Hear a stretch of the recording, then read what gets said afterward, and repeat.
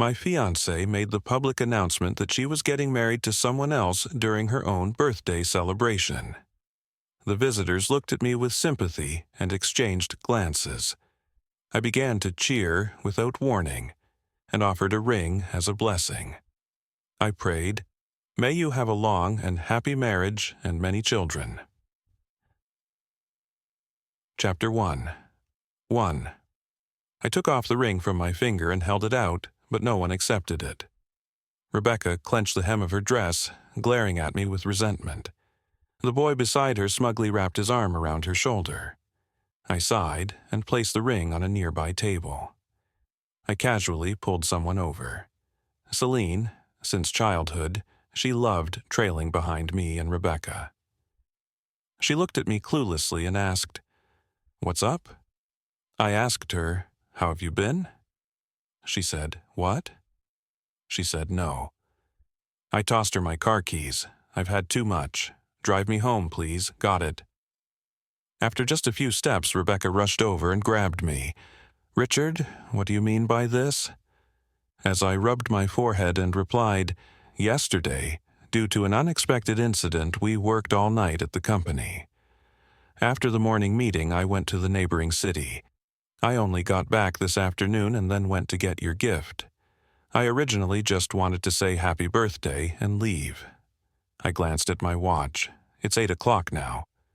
Tomorrow morning, I have a trip to Paris at 6 and another meeting at 10. Miss, I'm too tired to play games with you." Rebecca stood there completely confused, and I was so tired that my temples felt like they were being drilled into. I broke free from Rebecca's hold and left without saying anything more.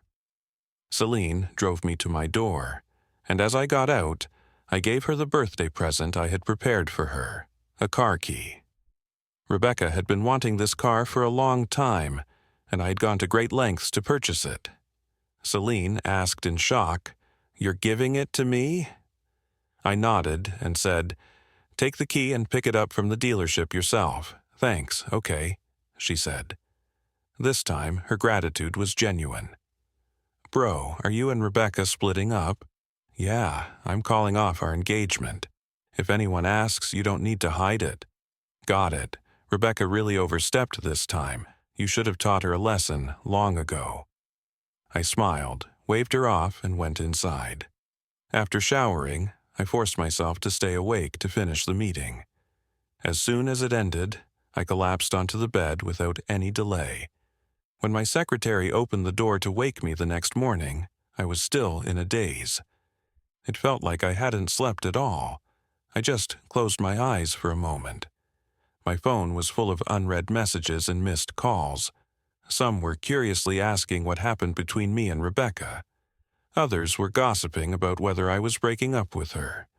Some expressed concern about how I was doing. Most echoed Celine's sentiments, that I should indeed teach Rebecca a lesson. Everyone thought I was just using this opportunity to curb her spoiled behavior and that we'd reconcile afterward. After all, in their eyes, I was hopelessly in love with Rebecca, loving her to the point of losing all principles. Chapter 2. Rebecca was the girl I liked when my feelings first blossomed in high school. Back then, she was beautiful and flamboyant, bright and dazzling, impossible to ignore.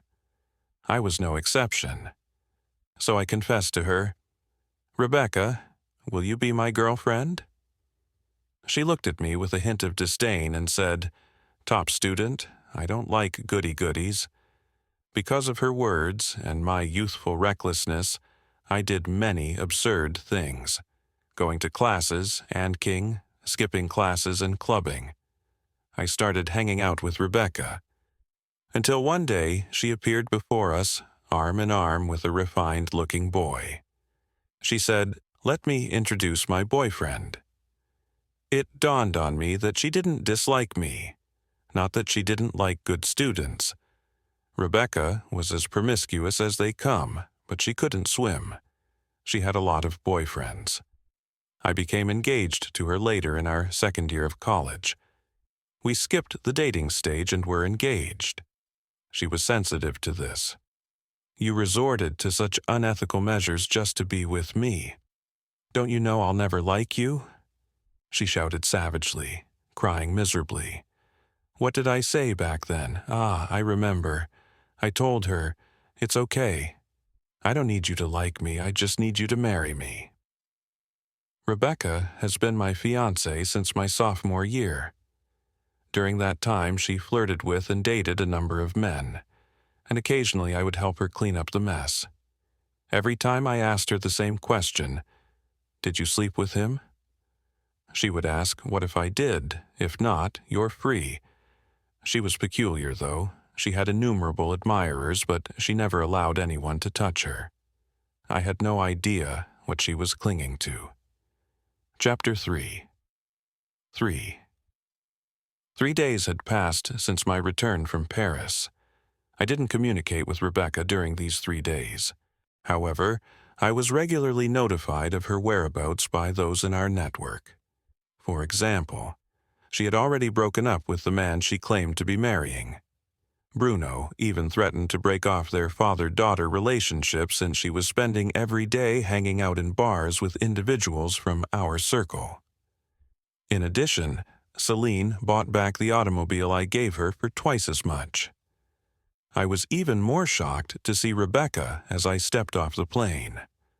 Her face was so pale that not even sunglasses could cover it up. I remarked, "I'm sorry, but I have other things to do and can't make it," when she said, "Dad wants to invite you over to our place for dinner. I will personally apologize to Director Liu over the phone." Rebecca gave me a glance. I wasn't dismissing her. I had a lot to do. Grandfather had called to ask me to come home for dinner, but he really wanted to give me a lecture. "I heard you had a conflict with Rebecca." He was giving me an out. She turned and left after a moment, leaving only a chilly, "Suit yourself." I didn't mind and drove straight home. However, I rejected his gesture. Grandfather's expression darkened as he said, "I want to end the engagement with the Liu family. Rebecca is a little stubborn. I will not consent to you ending the engagement no matter what you do." Grandpa slapped the table and said, "No, I want to call it off. Kneel down." I dutifully knelt in front of him. "We'll lose a lot if we end the engagement with the Liu family." Of course I knew. Our collaboration with the Liu family has gotten smoother over the past 6 years since we first started working with them. Separating now would at least remove a layer of skin, not that we share glory and tragedy. But after leaving the old house, I sent a message to my competitor. "Miss Lee, do you need a husband?" Chapter 4. Emily was the quintessential golden child among our generation. No matter who it was, their family would eventually say, "Look at Emily." I said with a slight smile, "What if I can make up for that loss?" Grandfather calmed down. He tapped his fingers lightly on the table. "Then we'll talk after you've made it up." A well-rounded, affluent beauty who was exceptional in many areas, she detested hanging about with us pampered, affluent children. I only came into contact with her after I began taking over the family business. In other words, I finally got my retribution for being the golden child that my parents had always talked about. She and I placed simultaneous bids on a piece of land last month. I prevailed. Her price was barely beaten by me. I'm still smug in our circle because of this victory. Emily did not respond for a long time after sending the message.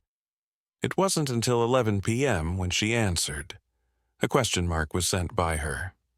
I jumped up with excitement, embracing my phone and grinning broadly. I gave her a call. "Have you thought about the question I asked you earlier?" Emily inquired respectfully. "Are you busy, President Lee? What makes you call me President Wang?" I went right to the subject. Emily was silent for a second before saying, "Husband," I took a sharp breath. That word struck me squarely in the heart, despite the fact that she spoke without feeling. Did she just call me husband? Should I return the favor? She spoke again as I hesitated. The query was, "Are you trying to introduce me to someone, President Wang?" I was unable to respond, so I responded, "Mainly, President Li, you're at a marriageable age, and I happen to have a suitable candidate." Fortunately, my mouth was not faster than my head. "Do you think you'd be interested? Who? Me?" Dead silence. Silence is the bridge of parting tonight. Silence is the flute bidding farewell. When I looked at my phone, the call had ended. It was a little awkward, but I knew I couldn't give up that easily, so I went straight to Emily's company the following morning. Emily asked me, "Do you need something, President Wang?" Was she acting like she forgot I wasn't going to indulge her? Emily was stunned, biting her lip and staring at me as I said, "Are you serious? Did you think I was joking last night?" "No, I thought you were drunk." Opportunity knocks but once. Marrying me is a guaranteed profit with no loss. Place your order now and enjoy an ultra-value bride price package. "And now, will you consider me?" I asked her earnestly after she had assessed me for a while. "I heard you had a falling out with Rebecca," she answered. "It appears to be accurate. However, why should I accompany you if she is also opposed to your presence?" She didn't say no outright, so there was still an opportunity for discussion. I responded by saying, "For the project on New D Street, I'll give you a 0.5% discount." Emily twirled the pen in her hand and said, 3%. I took advantage of the circumstance and gave her a disbelieving glance. 1%. Third, just 1.5. 3%. I was beginning to clench my jaw. Don't push it. 2% at most. Deal. I couldn't speak. Emily replied, "It's not about the money. I just like helping others." Emily's generosity is truly admirable. Chapter 5. 5. With things settled on Emily's side, I felt confident enough to negotiate with the Liu family. So, I arranged to meet with Rebecca's father, Bruno. Unexpectedly, he brought Rebecca along. I hadn't seen her in a few days. She appeared even more despondent. Before entering the private room, Rebecca grabbed my arm. "Why didn't you call me? What's our engagement between the two of us? Why didn't you talk to me if you wanted to talk about it?" I glanced at Rebecca in silence. At times, I felt a great deal of jealousy. She remains innocent to this day. Rebecca looked at me blankly, her face pallid, as I said, "You're mistaken. Our engagement has never been just between the two of us." Chairman Liu was already sitting at the head of the table when we entered. A few pleasantries were exchanged. I smiled and added, "I took the liberty of inviting you out today to discuss the marriage between me and the Liu family," to which he replied politely, "I know Rebecca made you angry. I brought her today. She's an immature girl. Feel free to speak up if you have any complaints. Uncle won't be biased." "I plan to stop our engagement, Chairman Liu." The laid-back vibe froze in an instant. Rebecca got to her feet suddenly. Chairman Liu's face clouded as she repeated, "I disagree, word for word." "Sit down, you brat. Then what do you want? You disagreed when we got engaged, and you've been causing trouble for 6 years. Chairman Liu slammed the table. Rebecca met her father's gaze and sneered. "What's wrong? Deciding behind my back again? You forced me into the engagement against my will, and now you're canceling it against my will. What do I even mean to you? What exactly are you doing if you don't want to call off the engagement?" Rebecca was momentarily surprised before lowering her head. "How much shame have you caused to the Liu and Wang families?" Chairman Liu looked at her intently. "Leave." Rebecca left. Not only did she leave, but she also took me with her. She moved so quickly, grabbing my hand and running, as if we were eloping, that I didn't even have time to react. I was speechless. What was this all about? "Rebecca, what are you doing?" She answered nothing. However, her palm firmly grasped my arm and squeezed harder and harder. I yanked her hand away with force, leaving 2 long red lines on my arm. "Can't you cut your claws?" I gasped in pain and swore violently. Rebecca seemed to suddenly come to looking guiltily at the marks before hesitantly asking, "Are you—" I felt a knot in my heart. "Are you okay?" I had no idea what Rebecca was doing. I always assumed that the Liu family would be the biggest barrier to ending the engagement. Perhaps Rebecca might even assist me. I didn't think she would be the first obstacle. After hearing my question, Rebecca burst out laughing, but it seemed more like she was going to cry. "Going my way? Does my opinion matter to any of you? Have you ever asked for my consent before making any decisions?" I seemed to understand what she meant. "Rebecca, what exactly are you doing? Haven't you always wanted to cancel the engagement? Now that things are going your way, what are you fussing about? So you feel that my proposal to cancel hurts your pride? No problem, you can propose it. I can even tell everyone in our circle that you dumped me." I grinned and kept going. "Actually, it doesn't have to be so troublesome. Didn't you already announce that you had someone to marry? Us breaking off the engagement now is perfectly reasonable," she said. "That's over." Rebecca gave me a look and replied, "I never intended to marry anyone else," when I asked her what she thought. I remained quiet for a short while. "But you'll eventually marry someone else." This was something I suddenly realized at her birthday party. 6 years. I was already tired, but Rebecca seemed to have endless energy, still causing trouble. The person at the party that day might not have been someone she truly wanted to marry, but sooner or later she would get married.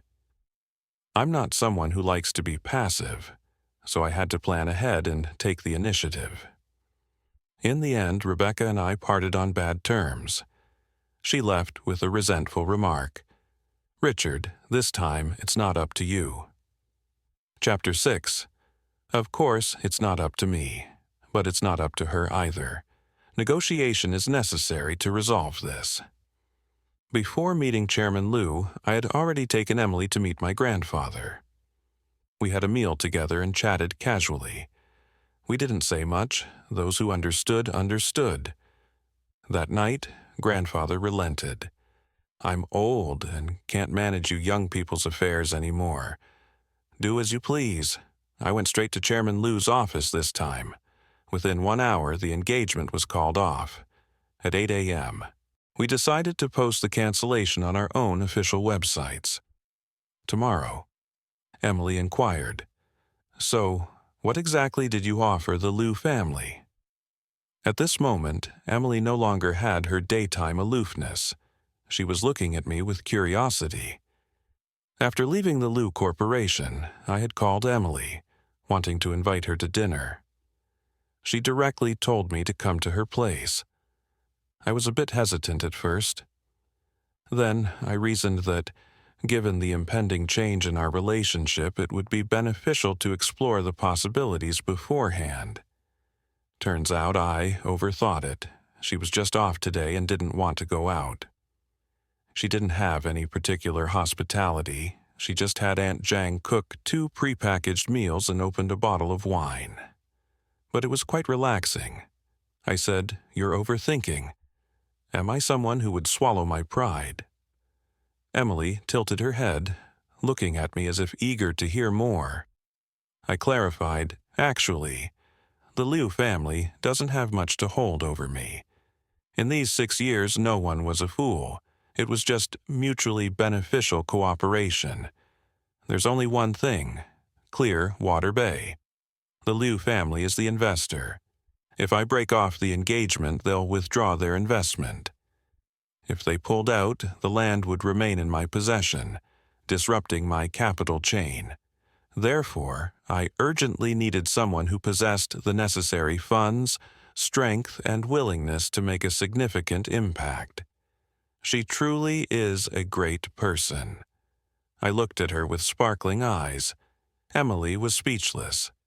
"Don't look at me like that. I was very bewildered," she said. "You're making me feel like a big fool," she said scornfully. "Could you read minds?" I responded. "How could that be?" "You're my savior." Emily sneered silently, her face showing incredulity. I said, "Look, I'm even offering myself to you as a way to repay your life-saving grace. If you don't believe me, I can offer myself at any time." Emily blushed and replied, "Stop being inappropriate." When Emily and I realized it was 9:30, we both pulled out our phones. Seeing her phone screen, I hissed and said, "You're being unkind." Emily looked up and said, "Right back at you. I had a bad feeling." I said, "We're announcing the news tomorrow. Tell me if it would be a bit unkind if I shorted the Liu's stock when the U.S. market opens." Emily gave me a little laugh and ignored me. "Whose stocks did you purchase?" Emily said, "Obviously." The Liu and Wang families left me stunned. Chapter 7. The news of the broken engagement came as scheduled the following day. Both the internet and the people in our social circle exploded. I received messages and calls from groups of people who wanted to know what was going on. Feeling overwhelmed, I wrote on social media, "We've broken up. Please don't disturb." I had no choice. I was too busy. There was also a group of board members to appease. Unexpectedly, Rebecca barged directly into the conference room. My assistant looked helpless.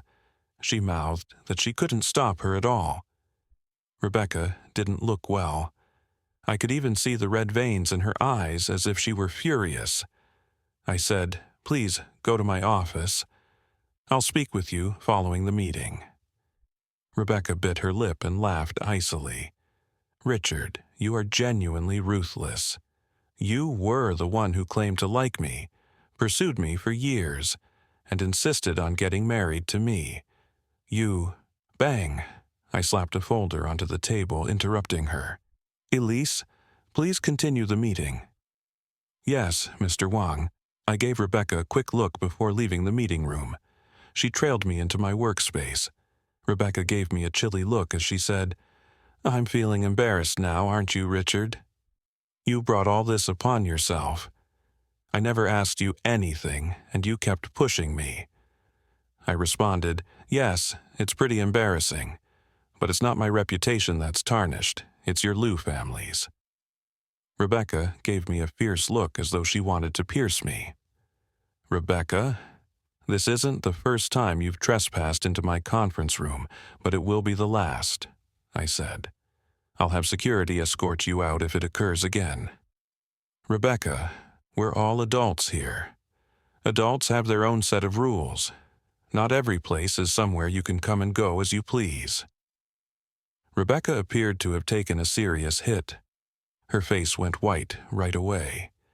"You said you liked me, Richard," she whispered. "This is not possible." I felt a little powerless when I saw her that way. The first time I told her I liked her was in high school, and the last time I told her I liked her was also in high school. We were 17, and now we're 26. Almost 10 years have passed. And in that time, my interests, tastes, and style have all changed drastically," Rebecca said. "Yes, I said I liked you, but when was that? I've long since forgotten what it was like to like you 10 years ago. Does it even matter to you that I liked you?" Rebecca stumbled back 2 paces. "I kept pushing your boundaries, but you had no boundaries with me as long as I didn't sleep with other people. So you haven't liked me for a long time. Yes, you haven't liked me for a long time. All these years I've done so much, and you reacted indifferently as if it didn't matter. Even when I kissed others, you acted like you didn't see it, and afterward you'd warn them not to spread the photos." Rebecca yelled, "Why do you say you love me when you want to and say you don't when you don't? Why do you decide to get engaged and then cancel it as you please, Richard? Who do you think you are?" I was a little taken aback and blurted out, "Because I have the ability to do so now," but at the same time I realized something was off. He said, "As long as I didn't sleep with them." I thought it was a little ridiculous that Rebecca paused when I said, "Rebecca, don't tell me you like me." Rebecca appeared to glimpse a hint of hope. Rebecca instinctively wanted to deny, but abruptly held back, saying nothing. She spoke to me in such a humble manner for the first time, but it wasn't required. "I don't know how to like someone. I've been wrong all these years. I won't do this again. Let's not cancel the engagement, okay?" I replied, "Rebecca, my standards for selecting a spouse have also changed over the years. I had a crush on a gorgeous, flamboyant person when I was younger. However, I now prefer someone who can stand by me, someone with whom I can respect and understand one another. You're not appropriate." The Liu family fulfilled my requirements for a relationship, but Rebecca never did. As long as Rebecca didn't bother me, I used to believe that it was okay if she wanted to play around. However, she has proven to be problematic over the years. Emily contacted me in Chapter 8 and said, "Your ex-fiancé is still bugging you." I laughed and remarked, "President Lee, your information is pretty current," but Emily sneered. "It's not that I'm well informed, it's that your ex-fiancé is making too big of a scene." I felt a headache coming on. She kept referring to her as my ex-fiancé. Why did it sound a bit sour? But I wouldn't think she's jealous. Emily and I are the same kind of people. If someone were causing such a scene on her side, I wouldn't be happy either. I quickly promised, "This is the only time. It won't happen again." Emily hummed in agreement. I instructed my assistant to let the front desk know that Rebecca would want an appointment if she returned in the future after I hung up. I ultimately placated the board members after a hectic day. Unexpectedly, Emily called me again at the conclusion of the afternoon. "I was speechless when your front desk asked me to schedule an appointment, but that wasn't the main point," she said in a rather subdued tone. "You're here, Emily?" I said, but she remained silent. I got it right away. After I had resolved the matter with Emily, I told my assistant, "If Emily comes in the future, don't stop her. Let her come up directly." I also said, "Please hand the phone to the receptionist." "Emily," my assistant said, looking shocked. I gave a nod. She gave me a thumbs up in silence. Emily showed up. She even brought me food, so she didn't arrive empty-handed. Yes, I was hungry. However, 7 or 8 ready-to-eat meal packets seemed a bit much. I therefore politely mentioned that I was unable to eat that much. Emily couldn't say anything. "Can't I eat with you?" she asked. So Emily and I moved to a different area of the office and ate while talking about the Clearwater Bay project. Since she would be my lifeline in the future, I needed to be honest with her. And by the time we were done talking, we were both full. I asked Emily, "You didn't come all this way just to bring me dinner, did you?" And she raised an eyebrow. "When are you going to go meet my parents with me?" "I've already met your grandfather." Her abrupt statement startled me so much that I coughed and couldn't swallow or spit out the water I was drinking. Emily gave me a dissatisfied look and said, "You're not thinking of burning bridges after crossing them, are you?" I stifled my cough and hurriedly said, How could I?" Only then did Emily's mood soften. She patted my back and snorted, pathetic. I was a little powerless. I told her, "To be honest, I don't have successful experience interacting with elders." I shook my head and didn't say more.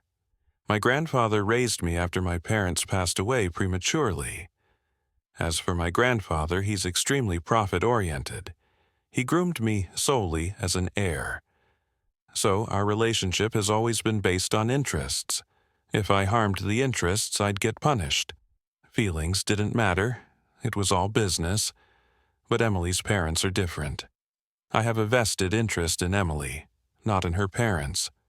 For a moment I felt a bit melancholic, but Emily didn't mind at all. What's there to experience? Just cater to their preferences. My mom likes beauty, and my dad loves tea. I inhaled deeply. Next weekend, Emily scowled at me. What's wrong? I questioned, and she let out a pathetic sigh. Don't act like you're marching to your doom, she said. You won't be eaten by my folks. In addition, I'll help you go through Chapter 9. Emily makes you feel quite at ease. She is aware of boundaries and knows when to push or back off without offending you. Additionally, I've been earning more money ever since I started seeing her. Emily chuckled and remarked, You have a wonderful knack for drawing fortune, too. Could you be my source of luck? I held out my hand, satisfied, saying, It was a pleasure working with you. I hadn't seen Rebecca in a long time. Emily cooperated and shook my hand. I was on the verge of forgetting her when she discovered me looking gaunt. She has been acting rashly lately. She was wearing more skimpy clothing. She continued to hang out in bars. On social media, I saw a variety of wild nightlife every day. I even got a couple of calls. They demanded that I attend because they swore Rebecca would never leave. They asked me to convince her by bringing up our previous connection. I blocked most of these individuals. Things gradually became quieter. I was surprised when she arrived at my house. With a bottle of wine in her hand, she stood by the door. She appeared lifeless, as if she had lost all vitality. I was going to open the door and enter, pretending not to see her. Rebecca took hold of my hand. I said harshly, Rebecca, let go. Rebecca's hand was trembling. Just as I hesitated whether to take action, she let go. I breathed a sigh of relief. As I was closing the door, Rebecca spoke. I know everything, she said. My dad told me, and I was astounded. Her lips were quivering, and tears appeared to be welling up in her eyes as she gazed up at me. He would have brought his illegitimate son home long ago if you hadn't decided to get engaged to me back then. Rebecca lifted her arm to shield her eyes, saying, He genuinely has an illegitimate kid who is only 2 years younger than me, and I never knew. He let him join the company the day after we called off our engagement, but I was unaware of it. I was still unaware that he had recently transferred 2% of the shares to him until he brought him home yesterday. He said that's my brother and told me to get along with him. How is that possible? Is he crazy? He said that if it weren't for you, he wouldn't have let his daughter inherit the Liu family's assets at all. He would have brought back his illegitimate son long ago. Rebecca raised her arm. She had crimson eyes. Am I a complete failure? She said. And I calmly replied, Yes, I am a complete failure, Richard. Rebecca smiled grimly. You really hate me. You won't even give me a bit of comfort. She was drunk. I didn't want to reason with her. Rebecca took 2 steps back and leaned against the wall. She murmured, I always seemed to be the one left behind. I rebelled and went against him when I was younger. I reasoned that I could make him uncomfortable as long as I didn't follow his instructions. I believed that treating myself was my way of punishing him. Rebecca gave me a half-laughing, half-crying face and said, And you haven't liked me for a long time, but I was still trying to find ways to make you value me more. I'm the only one spinning in circles while you've all moved forward. You're all moving forward, and I'm the only one left behind. You've all abandoned me. None of you want me. No one waited for me. None of you waited. She kept repeating similar words, completely immersed in her own emotions. I called her best friend. Not long after, she arrived in a sports car. Looking at me, she sighed, What kind of ill-fated relationship do you two have? I laughed out loud. I shook my head and asked, Can't you give her another chance? You say that the relationship is doomed." She helped Rebecca up angrily while gritting her teeth. I knew she'd regret it. Serves her right. Chapter 10. Rebecca's situation made me lament youth for a moment. But besides that, it didn't affect me much. On the contrary, dealing with Emily's parents was a challenge. Emily's mother loves beauty, but buying cosmetics or skincare products was definitely out of the question, so I finally chose a diamond necklace. A woman loves diamonds till the end. As for Emily's father, the gift had to be tea leaves. I had a few options and planned to have Grandpa help me decide. But after Grandpa looked them over, he gave me 4 words. Penny wise, pound foolish. I was helpless. "They're already expensive enough," Grandpa snorted. Wait, after a while, he took out a cake of tea. "Take this," I said, glancing at the plain packaging. "Are you trying to get me thrown out?" Grandpa rolled his eyes and said, "Can't you recognize a treasure when you see one? This treasure is worth 10 times the value of what you're currently holding." "After all, why not?" Grandpa reminded me before I left. "When you go to someone else's house, speak nicely. When elders speak, pay attention and don't argue." I was very stunned. I wanted to respond, "When have I ever argued?" But saying that would seem like arguing. In the end, I could only shut up, aggrieved. Before long, it was the weekend, and I had the driver pick me up from Emily. I was mute the entire way, and the car was eerily quiet when Emily suddenly held my hand and asked, "What are you doing?" "Giving you some warmth in case you die of fright before we get there." "If I say I'm not nervous, would you believe me?" Emily shook her head. I remained silent. I immediately put my arm around her shoulders and remarked, "This is what warmth feels like. Okay, maybe a bit nervous." "Aren't I supposed to?" she inquired, pursed her lips, and nodded. "Are you sure you're not taking the opportunity to take advantage of me?" I scoffed. I was surprised by how peaceful the mood was at the Lee family. The dinner Emily's father prepared was excellent. Emily's mother appeared to be solely accountable for her beauty. After all, she was a former actress. Therefore, she was really beautiful. They were really pleased with my gifts, especially Emily's mother, who wore the necklace right away. Simply put, the subsequent course of the talk was a little unclear. "When are you planning to get married?" Emily's father asked, "When are you planning to get married?" Emily glanced at me, questioning whether she was trying to criticize me. I replied, "I can do it any time." "It's up to Emily. I'll follow her lead on this." Emily looked at me, and I raised my eyebrows. "My idea is to get the marriage certificate at the end of the month and hold the wedding at the end of the year," she said. I was astounded. Emily's mother was thrilled and pleased to talk to us about the wedding plans. I was perplexed till we departed. As it turns out, discussing money is simpler. Emily stated gravely as I was leaving, "We need to add some insurance to our cooperation in business." I had already decided what I wanted to do, and I would get the marriage certificate at the end of the month and the wedding at the end of the year. I started thinking about marriage while lying in bed that night. Isn't marriage a natural thing? Having analyzed the gains and losses and weighed the advantages and disadvantages, I found myself in a dilemma. However, I got a sudden realization after consuming a glass of water. It appeared that Emily had made a false suggestion to me. Does it matter if I marry her sooner or later? Obviously not. That was my initial plan. In response, Emily replied with a question mark, so I ignored her and went right to bed. The following day, I told her, "Let's get married." "Are you sure?" I was puzzled. Emily asked me, looking at me incredulously, "Weren't we originally planning to get married?" I signed a check for $200 million and gave it to her right away.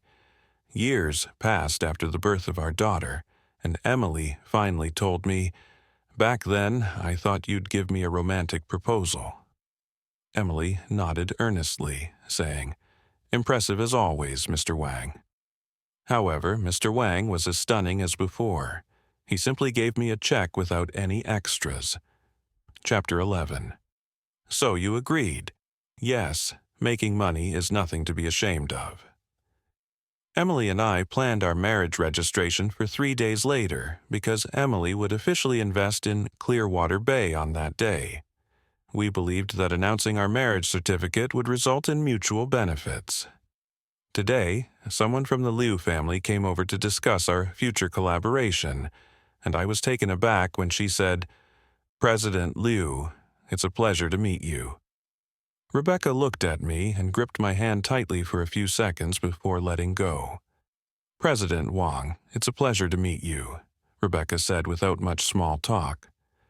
My surprise was that Rebecca didn't propose any conditions, and that all contracts were in line with previous agreements. Rebecca might have done something behind the scenes, but I wasn't sure. It didn't matter, though. Only an idiot would not take advantage of a fantastic deal, after all. Thus, we gladly signed the agreements. I answered, "Of course, since Rebecca chose to become involved in the company's affairs, we'd have plenty of opportunities to interact in the future." I nodded. "President Wang, would you like to have a meal together?" Ultimately, it's prudent to make space for potential future interactions. Even though it was my first time with her, Rebecca picked a location that I frequently visited. I pretended not to notice that she had ordered items that I generally enjoyed. Rebecca gave me a sour smile and said, "Do we need to be so distant now that we're no longer engaged? At the very least, we can be friends. The more friends, the better." I lifted my glass and said, "Thank you for your hospitality today, President Liu. I hope we have pleasant cooperation in the future." Rebecca was taken aback when I set down my drink and responded, "Of course we can." Her face was not a happy one. After going through so many romances, how could I not see she was a hopeless romantic? "Rebecca, since you're joining the company, focus on your work. Do you really have no feelings for me at all?" I felt a headache coming on. Avoid thinking about things that aren't necessary. Rebecca did not blink as she looked at me. I was a little perplexed. "If I do well, can you give me another chance?" Rebecca added. "Richard, I won't give up on you." I was torn. "Rebecca, you can do anything you want, but not for me. I'm not responsible for someone else's life choices." "So, all these years you've never advised me," she added, referring to the fact that I'm getting married. "I had nothing to do with you, and was free to do anything I wanted. Rebecca became irritated because you would push me out the moment I did something that went against your bottom line." "So, are you blaming me?" I asked, looking into Rebecca's eyes, and she answered, "That's not what I meant." I gave my temples a rub. "Rebecca, you can do anything you want, but don't involve me in it. I've paved my own path through hardships and hard work, and I'm not even positive that the path I'm on is the right one. Why should I plan your life for you? Your life decisions are not my responsibility." I stood up to depart. Rebecca stopped me by reaching out. The private room's door was pulled open at that same moment. Emily entered. "The manager told me you were here, so I went forward and put my arm around her shoulder and said, 'Let me introduce myself. This is my wife, Emily.'" I drew Emily away, ignoring Rebecca's pale face after her startled response. "What aren't you? What am I? Has the law acknowledged it? Then can I exercise my husband's rights beforehand?" Emily laughed quietly and took my hand. "Of course you can, hubby." Chapter 12. It seemed I had greatly upset Rebecca. She grabbed me regardless of the occasion. "Don't do this, Richard. Don't behave this way toward me." She gazed at me with beseeching eyes, saying, You're lying to me, right? You're getting even with me, aren't you?" Emily gave her a direct slap before I could respond, saying, "Miss Liu, please have some self-respect." Rebecca covered her face, her eyes full of anger, and she growled, "Get lost. Give Richard back to me." Emily delivered her a small smile and said, "Miss Liu, you and Richard have already canceled your engagement. This is between Richard and me. It has nothing to do with you." She then swiftly raised her hand to strike Emily. However, I grabbed her hand and pulled hard, pushing her to the ground as she was ready to make contact. "Are you okay?" I questioned, giving Emily a worried look. Rebecca suddenly lost the light she had been shining on me. Emily and I proceeded down to the underground parking lot after I sneered at Rebecca, saying, "Rebecca, this is really meaningless. Whether you're truly regretful or not, we've already canceled our engagement, so please swallow your emotions even if it bites and stop bothering me." She abruptly grabbed me before she got into the car and asked, "What's wrong?" She smiled at me and said, "President Wang, you're pretty cool." Then a little more. I extended my hand to smooth her hair and remarked, "Approved by President Wang." I arched an eyebrow. "Just a little," Emily said. "We are planning to get married and have a partnership. We may be together for the rest of our lives. Getting to know Emily doesn't bother me." Emily and I woke up early 2 days later. Our assistant had already collected our number when we hurried to the Civil Affairs Bureau. We took a head-to-head, shoulder-to-shoulder picture for registration. To tell the truth, my heartbeat quickened at that precise instant. We rushed back to the company after obtaining our marriage certificate as soon as possible. Emily's money was formally invested. Afterwards, our official website displayed our marriage and partnership certificates. Chapter 13. After registering our marriage, Emily and I moved in together. Mr. Wang is happy as a newlywed and looks forward to our cooperation. Mrs. Wang is happy looking forward to our cooperation. I purchased a home in close proximity to both of our places of employment. In both our personal and professional lives, we get along well. My life became progressively more satisfying as a result. I started to increase my business territory after feeling victorious. I wanted to experiment with any lucrative field. There is no avoiding the fact that one grows bold following a solid collaboration. Gradually, Emily and I were dubbed the money-making couple. I gladly accepted this title. I hadn't followed news about Rebecca for a long time. When I heard about her again, she had already been sent abroad. This made me quite curious. Her father was indeed very disappointed in her. No matter what, she was the daughter he had loved most since childhood. His grooming of an illegitimate son wasn't because he preferred sons over daughters, but because he wanted Rebecca to get back on the right path. The Liu family wasn't a feudal household. There was no throne to inherit. So there was never any talk of abandonment, especially since Rebecca had now started doing proper work. "So what exactly happened that made them send her abroad?" I asked Emily. She hesitantly explained to me, "She wanted to fight me to the death, and her dad found out." Fight to the death. How Rebecca's idea was simple: steal business. She wanted to snatch it aggressively regardless of cost or profit, but she had no say in the company. As soon as she issued the orders, her dad found out. They had a heated argument. Rebecca threatened that she wouldn't let Emily have peace. Such willfulness made her father completely disappointed. To prevent her from causing trouble, he simply sent her abroad. "Why didn't you tell me?" She glanced at me. "Tell you what? That your ex-girlfriend is still hung up on you? Are you that idle? Of course I'm not idle. I'm very busy. I have to manage business and prepare for the year-end wedding. My plan was to outsource it and accept various sponsorships. When Emily heard this, she pouted and came over to kiss me. In the end, I had no choice but to reluctantly, helplessly, and unwillingly compromise. Later, that wedding was arranged by me to be very grand, like a dream. Rebecca also came. She was dressed elaborately as if to steal the groom, but she did nothing, sitting quietly and leaving quietly. Afterward, Emily tiptoed and kissed me.